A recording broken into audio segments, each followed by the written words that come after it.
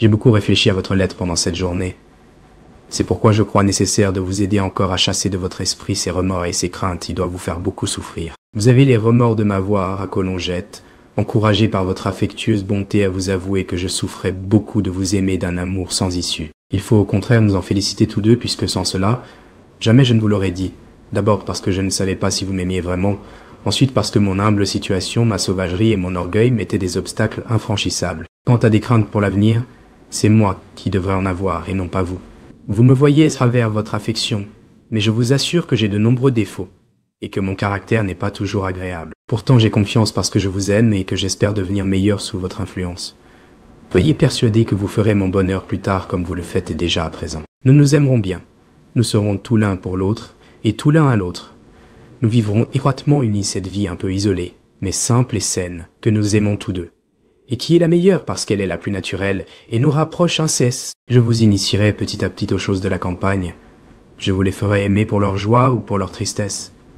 Vous serez la reine de notre petit monde de gens et de bêtes. Vous me rendrez de très grands services en dirigeant la maison, en veillant à ce que les domestiques soient convenablement et économiquement traités, en tenant bien à jour un compte de ménage, en surveillant la basse-cour et en tenant également un compte. Votre seule présence à la ferme pendant mon absence assurera l'ordre et le travail. Enfin, ma chère fiancée, vous m'aiderez à devenir meilleur, à améliorer mon mauvais caractère. Nous prierons ensemble. Nous travaillerons à mettre les fermes sur le meilleur pied possible afin de bien remplir notre rôle d'agriculteur. Vous sentirez quelle douceur a le repos bien mérité, quelle fierté on éprouve à être la tête, à penser dirigeante, à qui tous obéissent. Vous goûterez cette joie pure de faire naître le blé qui doit nourrir les autres, d'être l'intermédiaire entre Dieu qui donne le pain et la créature qui la demande chaque jour. Vous frémirez joyeusement quand vous verrez onduler nos épis dans les champs, ou quand les fils de grands chars rentreront chargés de foin, en grinçant dans le recueillement du crépuscule doré.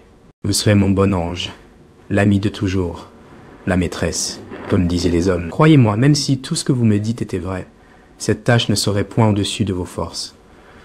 Vous ne vous en faites un épouvantail que parce que vous ne la connaissez pas.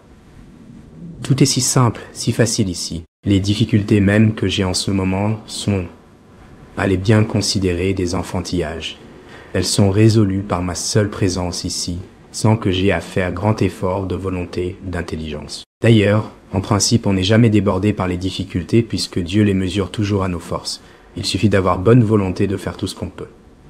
La providence fait le reste. Ordinairement, on envisage les soucis et les obstacles en comptant seulement sur ses propres forces. C'est pécher contre la providence. Il en rappelle souvent un verset du psaume Nisi Dominus qui dit que si Dieu ne garde pas lui-même la maison, c'est en vain que veille celui qui la garde.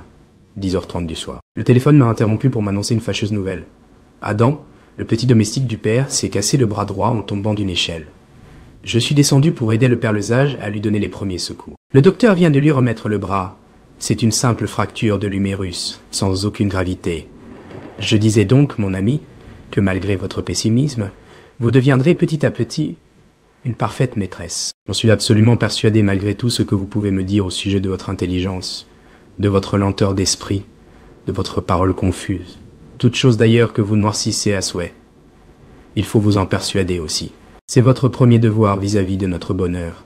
C'est la première sanction du premier anneau de notre douce et chère chaîne.